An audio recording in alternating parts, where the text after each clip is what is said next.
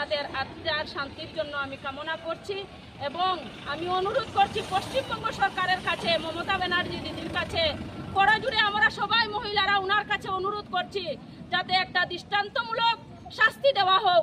আগামী প্রজন্মে যাতে এইরকম কোনো জঘন্য কাণ্ড করতে ওরা একবার না শতবার চিন্তা করে, যাতে মৌমিতা দেবনাথের উপর যেভাবে রেপ হয়েছে, ধর্ষণ হয়েছে, ওর শরীরে 113টা কামড়ের দাগ আছে, ওর শরীরে 1.50 গ্রাম পেয়েছেন।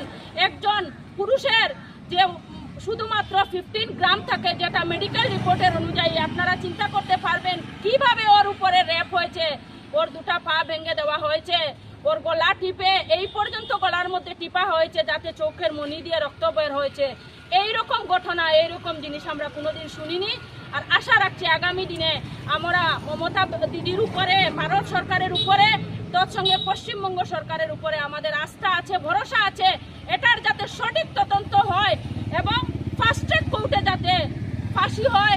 আমাদের এটা দাবি মহিলাদের তরফ থেকে, যাতে ফাঁসিটা এমনভাবে দেওয়া হোক যাতে আমাদের ভারতবর্ষের প্রত্যেকজন মানুষ, নাগরিক দেখতে পারে, যাতে আগামী দিনে এরকম কোনো কাণ্ড হতে 10 বার না 100 বার, 1000 বার চিন্তা করে। আমি একজন মা হয়ে বা এখানে যারাই আছেন সব মহিলারা, আমরা চিন্তা করি আমাদের মেয়েরা যে সময় বাইরে যায়, বাজার হাট করে, একটু এই 15ই আগস্টের দিন আমাদের স্বাধীনতা দিবস, কিন্তু মহিলারা এখনো স্বাধীনতা পায়নি।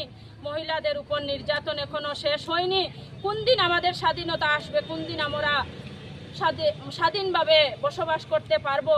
যেভাবে ছেলেরা রাত্রে 12টা 11টার সময় ঘুরে বেড়াতে পারে, আমরা আমাদের নিয়ম নীতি মেনে কোন দিন আমরা এরকম বাইরে বের হয়ে চলাফেরা করতে পারবো? মনের মধ্যে কোনো দ্বিধাবোধ থাকবে না, কোনো অশান্তি থাকবে না। আজকে এই দিনের অপেক্ষায় আছি। দেশ তো স্বাধীন হয়েছে, কিন্তু মেয়েরা এখনো অপরাধী।